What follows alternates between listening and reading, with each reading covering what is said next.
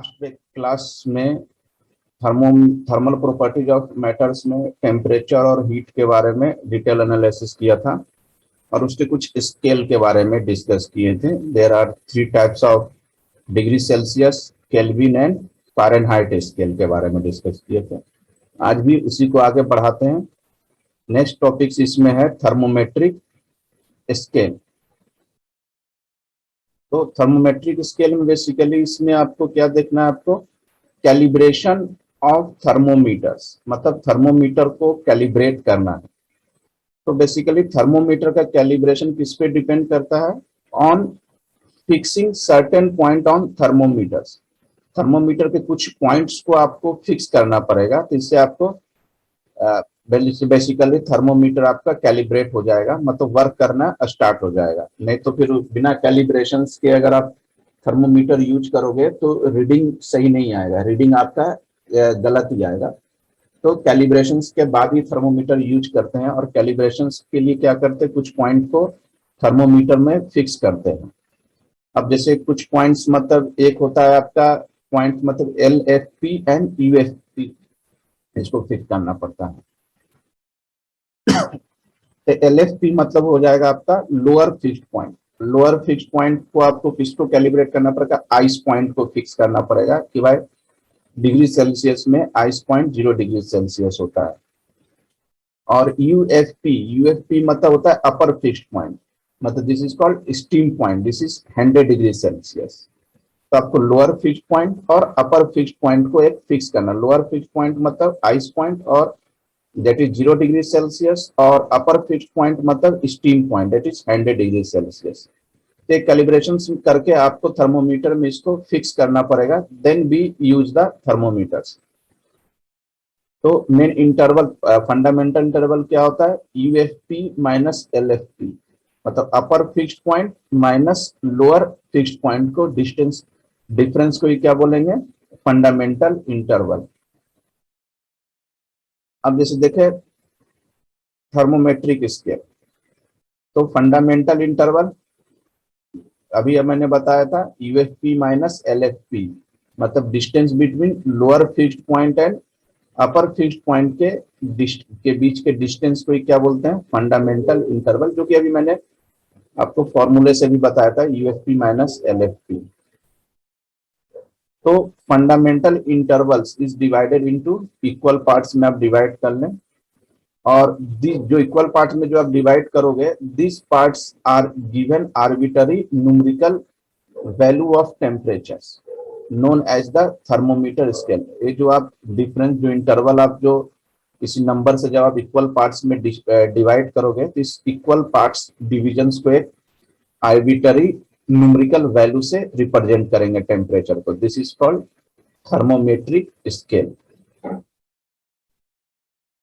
तो जैसे देखो थर्मोमेट्रिक स्केल लास्ट क्लास में भी बताया था, Celsius, this is kelvin, Fahrenheit, 3 तरह के स्केल है, Celsius, Fahrenheit and kelvin scale. Next one is the Rankine scale, and next one is the आपका र्यूमर स्केल। तो ये सब रैंकाइन और र्यूमर का अपने को पढ़ना नहीं है, मेन जो फोकस जो रहता है वो सेल्सियस और केल्विन में ज्यादातर रहता है। थोड़ा बहुत फ़ारेनहाइट का भी डिस्कशन करेंगे, लेकिन ज्यादातर आपका सेल्सियस और केल्विन ही पूरे सिलेबस में आपके यूज होते हैं। तो 5 टाइप्स के आपके थर्मोमीटर स्केल हैं। अब जैसे देखो डिफरेंट टाइप को देखते हैं, अलग अलग थर्मोमेट्रिक स्केल का लोअर फिक्स्ड पॉइंट क्या होता है और अपर फिक्स्ड पॉइंट क्या होता है, और उसमें कितने डिवीजन करते हैं। जैसे सेल्सियस स्केल में, जो कि लास्ट क्लास में भी बताया होता है, लोअर फिक्स्ड पॉइंट मतलब आइस पॉइंट 0 डिग्री सेल्सियस, अपर फिक्स्ड पॉइंट मतलब आपका स्टीम पॉइंट 100 डिग्री सेल्सियस। इसमें टोटल डिवीजन क्या होगा? 100 डिवीजन होगा। देखना कभी थर्मोमीटर में टोटल 100 डिवीजन रहते हैं। नेक्स्ट फ़ारेनहाइट स्केल में लोअर फिक्स्ड पॉइंट आपका 32 डिग्री फ़ारेनहाइट और अपर फिक्स्ड पॉइंट होता है 212 डिग्री फ़ारेनहाइट। इसमें टोटल डिवीजन 180, ऑब्वियसली दोनों आप माइनस करके देख लो, 212 माइनस 32, टोटल डिवीजन आपका 180 हो जाएगा। केल्विन स्केल में लोअर फिक्स्ड पॉइंट आपका 273 केल्विन और अपर फिक्स्ड पॉइंट आपका 373 केल्विन, इसमें 100 division. Reaumur scale, lower fixed point is 0 degree Reaumur और upper fix point 80 degree Reaumur, इसके डिवीजन क्या आते हैं 80। Fifth one is the Rankine scale, इसकी अपर फिक्स्ड पॉइंट होता है 492 रैंकाइन और अपर फिक्स्ड पॉइंट होता है आपका 672 रैंकाइन, और इसमें टोटल डिविजन्स क्या हो गया 180। तो लास्ट दो को अपने को ज्यादा फोकस नहीं करना है, मेन तो अपने को शुरू के तीन से मतलब है, क्योंकि मैंने लास्ट क्लास में भी ये तीनों पर ही ज्यादातर डिस्कशन किए थे। डिफरेंट थर्मोमीटर स्केल में आप रिलेशंस, तो लास्ट क्लास में अगर याद हो तो मैंने ये शुरू के तीन रिलेशंस बताए थे आपके, शुरू के तीन रिलेशंस बनाए थे, सेल्सियस, फ़ारेनहाइट, केल्विन। ये ओवरऑल पांचों स्केल का आपका रिलेशन होगा। इससे किसी को भी किसी में भी आप चेंज कर सकते हैं, मतलब डिग्री सेल्सियस को चाहे तो आप रैंकाइन में या र्यूमर में या केल्विन में या फ़ारेनहाइट में, मान ली सेल्सियस को चेंज करना है फ़ारेनहाइट में तो ये दोनों फॉर्मूला यूज कर लें, सेल्सियस को केल्विन में तो ये दोनों फॉर्मूला यूज कर लें, सेल्सियस को राइमर में इसे कर ले, सेल्सियस को रैंकाइन में ये कर ले, मतलब जिसको जिसमें चेंज करना है ये पांचों में से कोई वो दो उठा ले और किसी टेम्परेचर को भी किसी टेम्परेचर में आप इजिली कन्वर्ट। तो ऑन एनी थर्मोमीटर स्केल के लिए क्या होता है, reading minus lower fix point upon में upper fix point minus LFP। कोई भी थर्मोमीटर स्केल हो, सेल्सियस हो, फ़ारेनहाइट हो, केल्विन हो, र्यूमर हो, रैंकाइन हो, किसी के लिए भी इसका रेशियो हमेशा कांस्टेंट ही आएगा। मैंने इसको एक फॉर्मूला आपका हो गया। अब फॉल्टी थर्मोमीटर की अगर बात करें, मतलब कभी थर्मोमीटर से अगर गलत रीडिंग दे रहा है तो कैसे उसको करेक्ट कर सकते हैं।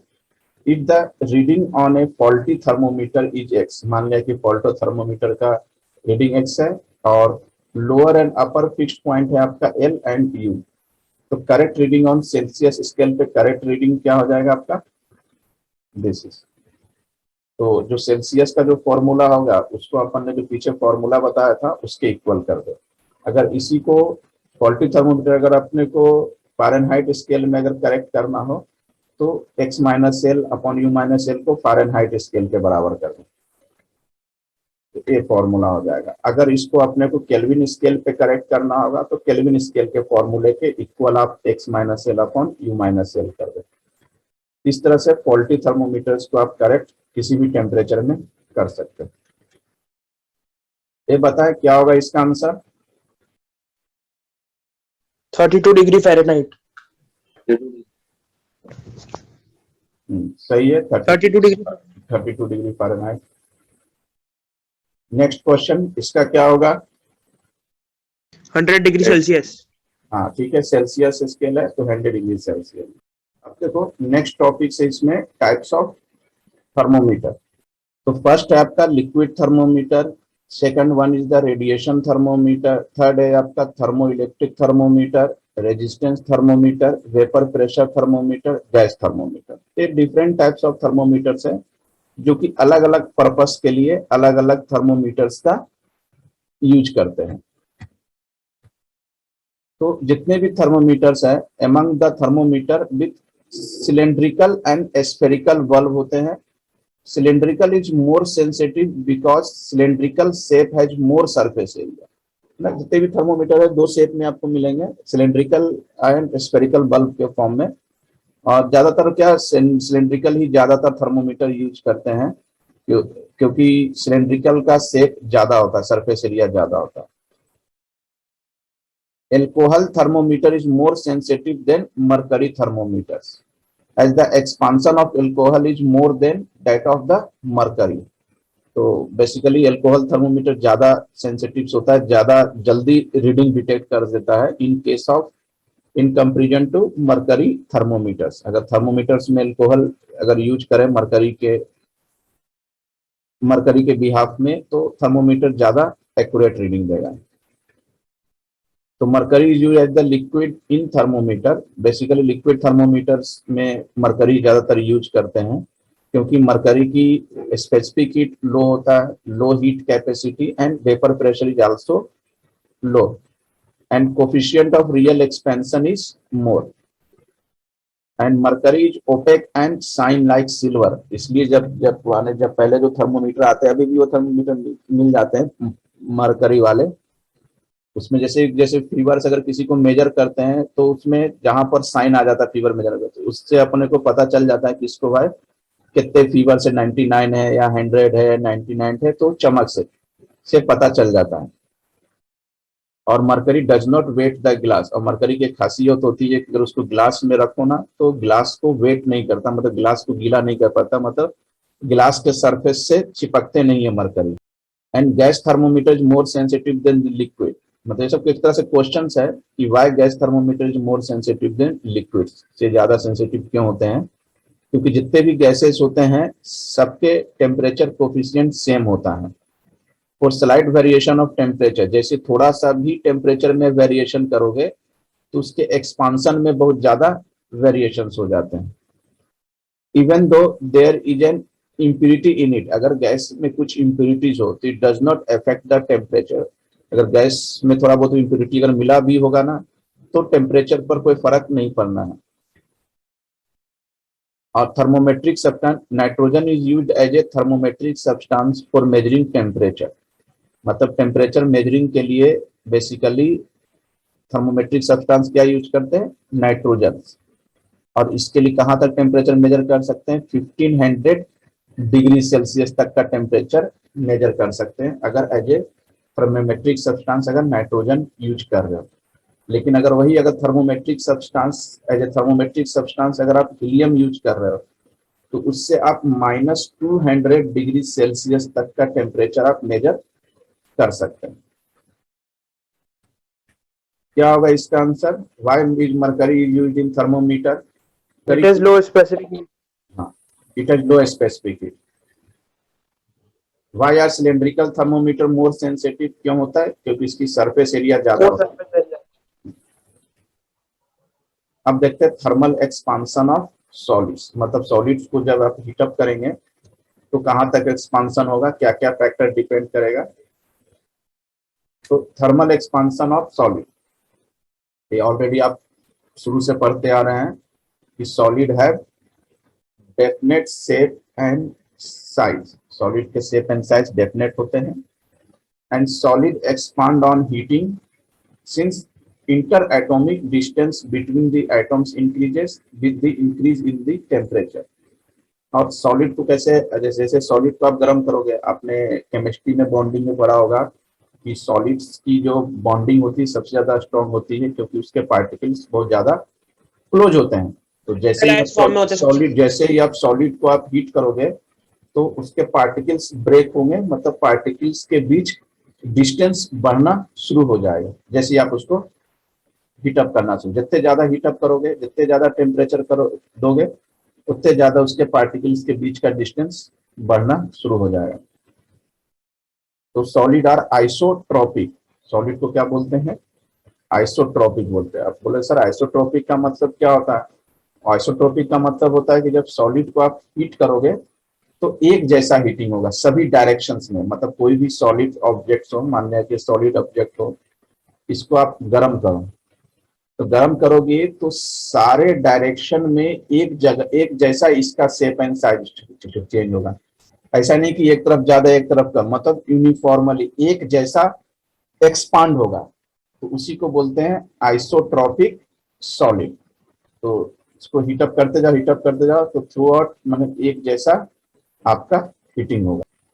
Thermal expansion of solid is different for isotropic and anisotropic solid. अब दो तरह के सॉलिड यहाँ बात कर रहे हैं, आइसोट्रॉपिक एंड एंसियोट्रॉपिक। तो आइसोट्रॉपिक और एंसियोट्रॉपिक जो सॉलिड्स होते हैं वो दोनों थर्मल एक्सपांशन क्या होगा आपका डिफरेंस होगा।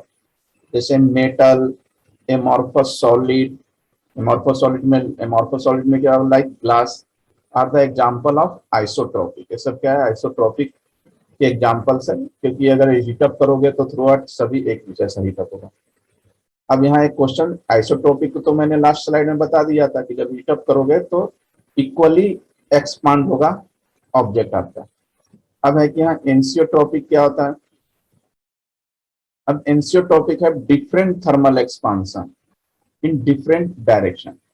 तो अलग अलग डायरेक्शंस में सॉलिड का एक्सपांसन ज्यादा होगा, किसी डायरेक्शन में ज्यादा होगा, किसी में कम होगा। मतलब जो हीट टेम्परेचर के कांटेक्ट में ज्यादा होगा वहां तो एक्सपांसन ज्यादा होगा, और जैसे जैसे हीट से दूर जाते जाएगा तो वहाँ एक्सपांसन कम हो जाएगा। मतलब अलग अलग डायरेक्शंस में इसका एक्सपांसन भी अलग अलग हो जाएगा। जैसे एंसियोट्रॉपिक्स में क्या हो गया आपका, crystalline, calcium carbonate and galena is the anechotropic solids. These are heating and then expansion is different in different directions. Can a substance contract on heating? क्या कोई भी सब्सटेंस को जब हीट करोगे तो यह कॉन्ट्रैक्ट होगा। कॉन्ट्रैक्ट का मतलब होता है सिकुड़ना, कम होना, है ना। यस। तो आप बोलोगे सर किस केस में होता है, जब किसी को आप हीटअप करोगे तो वह सिकुड़ना शुरू हो जाएगा बेसिकली। जैसे इसके लिए कुछ एग्जांपल्स देखते हैं, जिसको कि हीटअप करोगे तो कॉन्ट्रैक्ट हो जाएगा। जैसे सॉलिड सब्सटेंस में हम आयरन ले लो, cast iron, silver iodine, silica glass, rubber rubber, leather, ice, lead, this are the contract on heating. Rubber और लेदर का एग्जाम्पल तो आप खुद भी घर में देख सकते हो कि जब रबर वगैरह को आप थोड़ा सा भी गर्म करो तो देखना कि वो सिकुड़ के कम हो जाता है। या बाजार से जो थैली लाते हैं, सब थैली लाते हैं, वो प्लास्टिक की जो थैली, उसको आप गर्म करो, देखना वो सिकुड़ के एकदम छोटा सा हो जाता है। तो these are the different types of substance which are heating, then it is contract after the on heatings के बाद एक कॉन्ट्रैक्ट हो जाते हैं। तो बेसिकली द मॉलिक्यूल, अब कोई भी मॉलिक्यूल्स को आप हीट करोगे तो कोई भी मॉलिक्यूल्स में there are two types of energy, kinetic energy and potential energy. कोई भी मॉलिक्यूल्स हो, दो तरह के एनर्जी होते हैं, kinetic and potential energy. So the kinetic energy and potential energy of molecule increases. तो काइनेटिक एनर्जी और पोटेंशियल एनर्जी इंक्रीज कब करेगा, जब आप उसको हीटअप करोगे। तो kinetic energy increases may be in translatory kinetic energy हो सकता है, वाइब्रेटरी काइनेटिक एनर्जी हो सकता है, और रोटेटरी काइनेटिक एनर्जी होता है। ट्रांसलेटरी तो मालूम है आपको, काइनेटिक एनर्जी मतलब एक जगह से इधर ट्रांसलेट होना, कुछ इस तरह से एक पॉइंट से दूसरे पॉइंट तक जाना, ट्रांसलेटरी काइनेटिक। वाइब्रेटरी मतलब वाइब्रेशंस होना, रोटेटरी मतलब आपका rotational.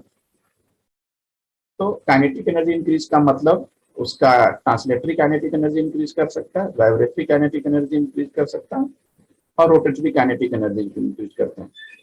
In solid the increase in kinetic energy is in vibratory kinetic energy and rotatory kinetic. मतलब कोई भी सॉलिड में अगर आप काइनेटिक एनर्जी इंक्रीज करोगे, that means vibratory kinetic energy and rotatory kinetic energy is increases. The increase of kinetic energy result in rise in temperature। और kinetic energy किसके कारण से इंक्रीज करेगा, जब आप टेम्परेचर इंक्रीज करोगे। अब देखो potential energy curve. The atoms in a solids are arrange in a regular order called lattice. ये आप 12th क्लास में एक चैप्टर है सॉलिड स्टेट्स में, उसमें अपन इसमें डिटेल्स में डिस्कस करेंगे कि लैटिस क्या होता है। अभी तो समझो कि जब एटम्स को एक रेगुलर वे में अरेंज करेंगे तो that is called lattice. And there exist a force of attraction between the atoms depending on the distance between them.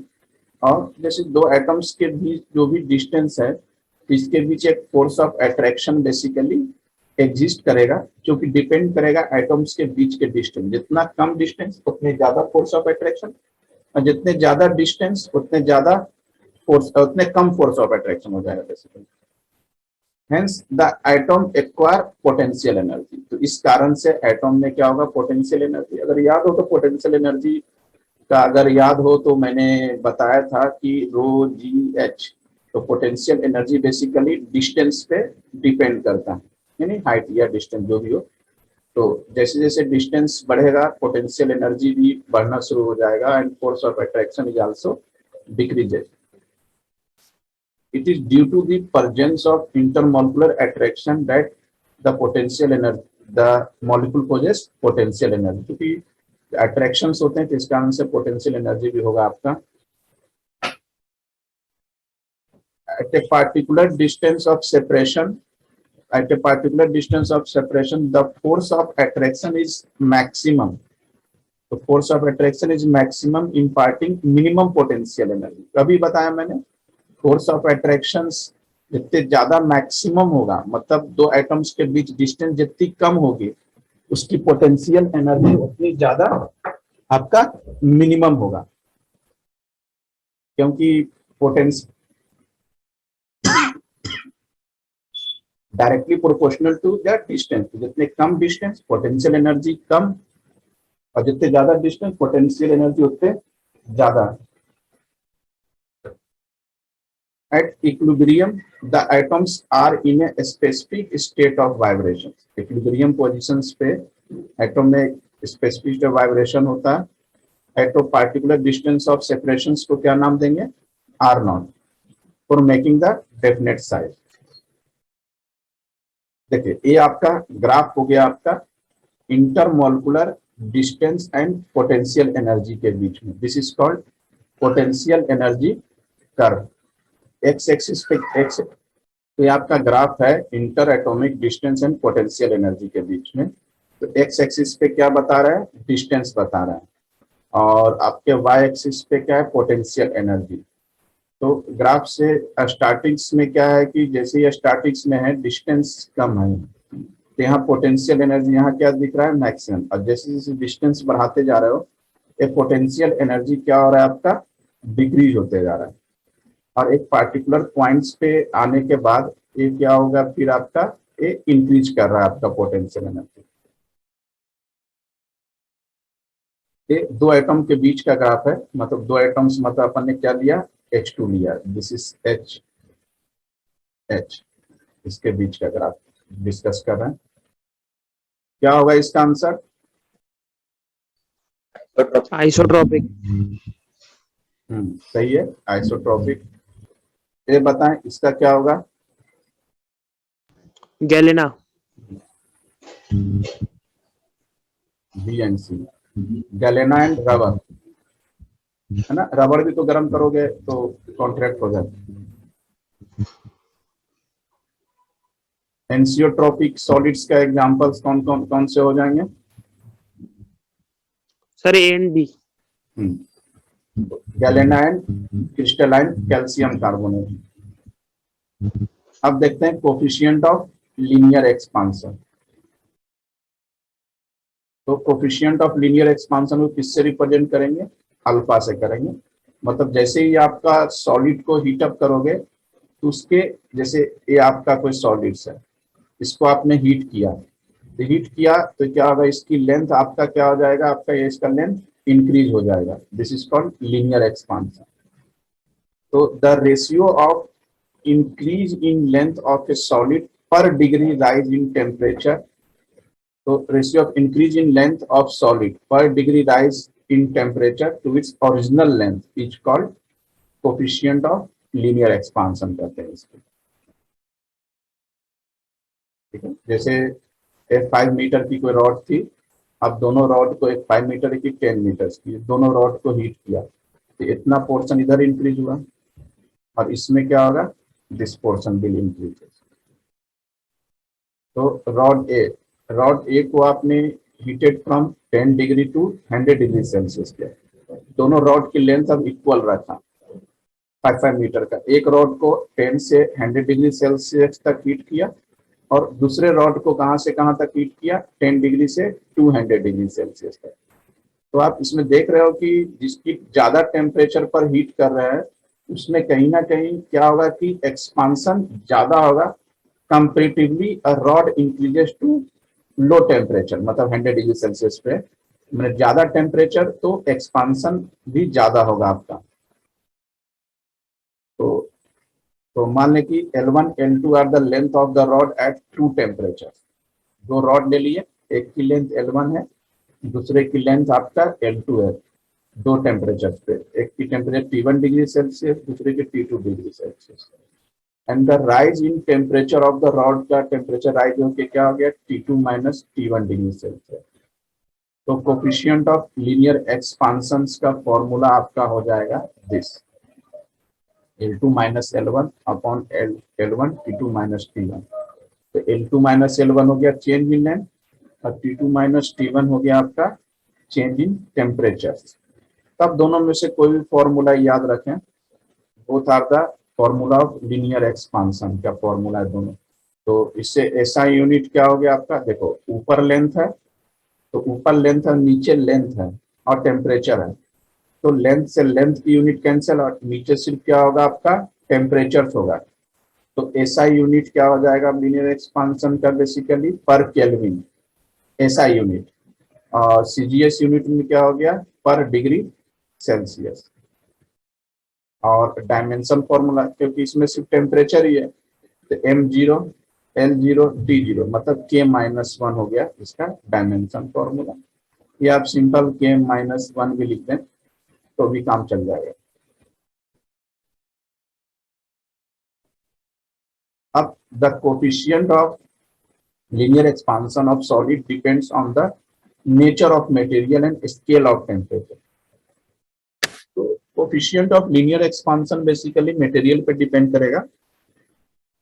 अलग अलग मटेरियल के लिए आपका एक्सपांशन कोफिशिएंट भी अलग अलग होगा, मतलब कोई कम टेम्परेचर पे ही एक्सपांड होगा और कुछ मटेरियल होगा कि उससे ज्यादा टेम्परेचर पर एक्सपांड होगा। जैसे आयरन के लिए थर्मल कोफिशिएंट है 12 इंटू 10⁻⁻6 पर डिग्री सेल्सियस।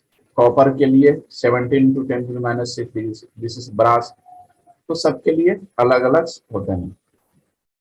तो linear expansion of solid basically depends upon 3 factor. पहला तो आपने जो मटेरियल लिया उसकी लेंथ क्या है, मतलब ओरिजिनल लेंथ। फिर सेकंड डिपेंड करेगा कि मटेरियल का नेचर, भाई मटेरियल किसका बना हुआ है, किसका नेचर क्या है, एक उस हिसाब से एक्सपांशन भी होगा। और third one is the change in temperature, भाई आप कितने टेम्परेचर तक आप उसको हीटअप कर रहे हो उस हिसाब से उसका एक्सपांशन होगा। तो याद रखना कोई भी सॉलिड को आप हीटअप करके एक्सपांड करते हो तो they depend upon 3 factors, original length, nature of material and change in temperature. ये 3 फैक्टर्स पे बेसिकली डिपेंड करेगा। तो फाइनल लेंथ L2 बराबर L1 1 प्लस अल्फा, मतलब ये आपका मेन फॉर्मूला हुआ थर्मल एक्सपांशन का। तो चेंज इन लेंथ के लिए क्या करेंगे, ये आप यहाँ से ब्रैकेट ओपन कर ले तो L1 से अंदर मल्टीप्लाई हो जाएगा L1 plus L1 alpha T2 minus T1। अब इस L1 को इधर भेज दें तो हो जाएगा L2 माइनस L1 और इधर क्या होगा alpha L1 T2 minus T1। और L2 माइनस L1 को क्या बोलेंगे del L, this is change in length. तो फाइनल टेम्परेचर आप इससे निकाल सकते हैं सिंपल। कैसे निकालोगे आप, इससे आप क्या करो कि ये डिवाइड कर दो, this is L2 minus L1 upon alpha L1 और तो इधर हो जाएगा T2 माइनस T1। अपने को फाइनल टेम्परेचर T2 चाहिए तो T1 को यहाँ भेज दो, तो फॉर्मूला हो जाएगा L2 minus L1 alpha L1 plus T1। इससे आप टेम्परेचर निकाल सकते हैं। मतलब मेन फॉर्मूला आपको ये याद रखना है, इससे आप कुछ भी चीज निकाल सकते हैं। तो परसेंटेज चेंज इन लेंथ, ये ऑलरेडी मैंने यूनिट डायमेंशन में पढ़ाया था, change in length upon L into 100। तो डेल L अपॉन L1 यहाँ से निकाल सकते हैं, del L upon L1, this is del L upon L1।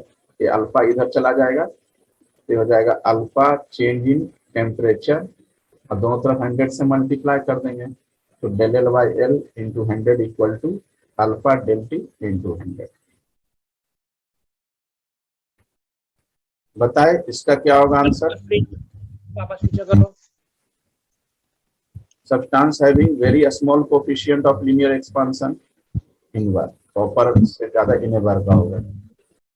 Next question, a thick glass tumbler gets cracked when boiling, water is poured into it because of। Glass में कभी अगर उसमें के कांच की गिलास में गर्म पानी रखो तो वो क्रैक हो जाए, तो क्रैक अगर हो जाए तो उसमें क्रैक पड़ जाए, तो इसका रीजन क्या है कि अगर गिलास में अगर गर्म पानी रखने से डालने पर अगर उसमें क्रैक पड़ जाए तो ऐसा किस रीजन के कारण होता है। अल्फा मैक्सिमम अनइक्वल एक्सपांसन, है ना। अगर इक्वल एक्सपांसन हो तो क्रैक होगा ही नहीं ना, अनइक्वल मतलब किधर हो रहा है किधर नहीं हो रहा, तो अनइक्वल एक्सपांसन के कारण ही ग्लास में आपका क्रैक हो जाएगा। अब देखो इसमें कोफिशिएंट ऑफ एरियल एक्सपांसन,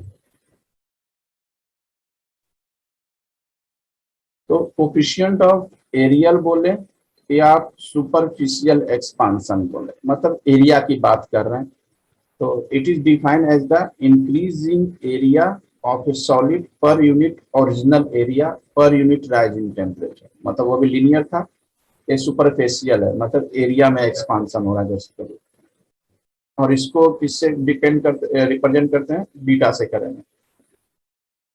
अब जैसे इसको हीटअप किया तो लीनियर में क्या था कि सिर्फ लेंथ में चेंज होगा, और इसमें सॉलिड में क्या होगा कि चारों तरफ चेंज हो जाएगा, मतलब एरिया लेंथ और विड्थ दोनों में चेंज होगा हीट करने पर। तो मान लिया कि अगर इस ऑब्जेक्ट का एरिया A1 है एट T1 डिग्री सेल्सियस में, और हीटअप किए तो हीटअप करने पर एरिया बढ़ गया, तो मान कितना है A2 हो गया एट T2 डिग्री सेल्सियस पे। तो A1 A2 क्या होगा आपका, सॉलिड का एरिया हो गया at different temperature T1 and T2 पे। तो कोफिशिएंट ऑफ एरियल एक्सपांसन मतलब बीटा, मतलब एरिया में A2 minus A1 upon A1 into T2 minus T1। इसको रिप्रेजेंट किससे करते हैं, बीटा से। और इसका देखो ऊपर भी एरिया नीचे भी एरिया कैंसल, और सिर्फ नीचे टेम्परेचर पर था, इसके भी ऐसा यूनिट वही होगा पर केल्विन, और CGS unit per degree Celsius, और dimension formula are also same. तो अब इसमें फॉर्मूला फाइनल एरिया का formula A2 equal to A1, सिर्फ उधर लेंथ था और यहाँ अपन एरिया की बात कर रहे हैं।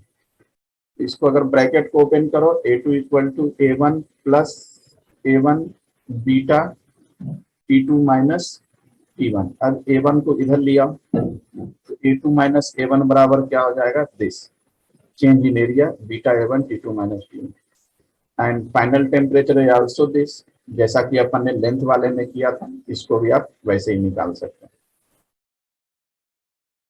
तो change in area beta A1 T2 minus T1। अब percentage in fractional area, again वही चीज करना है, A1 इसका नीचे आ जाएगा, तो del A upon A equal to beta, और चेंज इन टेम्परेचर, और दोनों साइड 100 से मल्टीप्लाई कर देंगे, इससे कितने परसेंटेज एरिया में चेंज हुआ वो आप फाइंड आउट कर सकते हैं। तो द डायमीटर ऑफ द, मान लिया कि कोई रिंग है जिसका डायमीटर D है, और coefficient of linear areal expansion है आपका बीटा, और रिंग का टेम्परेचर कितने इंक्रीज कर दिया आपने, 1 डिग्री सेल्सियस से इंक्रीज कर दिया, तो increase in area of the ring कितना हो जाएगा, जैसे पीछे अपन ने फॉर्मूला लिखा था, del equal to A beta T। तो एरिया है तो रिंग का एरिया क्या हो जाएगा, पाई आर स्क्वायर, तो एरिया की प्लेस पे क्या रख दिया, पाई आर स्क्वायर, बाकी तो बीटा वही है और चेंज इन टेम्परेचर वही है। तो एक बेसिकली फॉर्मूला क्या हो जाएगा, और आर है, ए रेडियस के टर्म में ये फॉर्मूला लिखोगे और डायमीटर के टर्म में ए फॉर्मूला लिखोगे, क्योंकि आपको मालूम है डी इक्वल टू क्या होता है, आर बाय 2, मतलब आर की प्लेस पे क्या हो जाएगा आपका, डी बाई D2D, यहाँ से चेंज करोगे तो ये फॉर्मूला आपका चेंज हो जाएगा अगर 1 डिग्री सेल्सियस से इंक्रीज करते हैं। तो increase in area of ring का फॉर्मूला हो गया finally pi D square alpha by 2, क्योंकि बीटा और अल्फा में रिलेशन होता है, मतलब सुपरफिशियल एक्सपांसन जो होगा वो 2 times of the linear expansion, ये कंडीशन याद रखना बहुत इंपॉर्टेंट। और एनसीओट्रॉपिक सॉलिड्स, मान लिया कि एनसीओट्रॉपिक सॉलिड्स है, तो AX AY सभी से डायरेक्शंस में एरिया अलग अलग है along the XY and Z directions। तो कोफिशिएंट ऑफ एरियल एक्सपांसन कितना होगा overall, 2/3 into AX plus AY plus AZ। जब किस केस में, एनसीओट्रॉपिक के केस में, तो आपको बेसिकली एनसीओट्रॉपिक्स 11th के हिसाब से नहीं पूछेगा, ये आपके जेई या नीट के हिसाब से रह जाएगा फॉर्मूला। क्या होगा इसका आंसर, लीनियर, एरियल, एरिया है ना, लीनियर कहाँ से होगा, एरिया की बात बोल रहा है। बीटा का एसआई यूनिट्स वही है जो अल्फा का होगा, पर केल्विन या पर डिग्री, पर केल्विन। एसआई यूनिट पूछ रहा है ना, तो पर केल्विन, अगर सीजीएस पूछता तो पर डिग्री सेल्सियस हो जाएगा। डायमेंशन फॉर्मूला ऑफ एरिया ये भी सेम ही है, k-1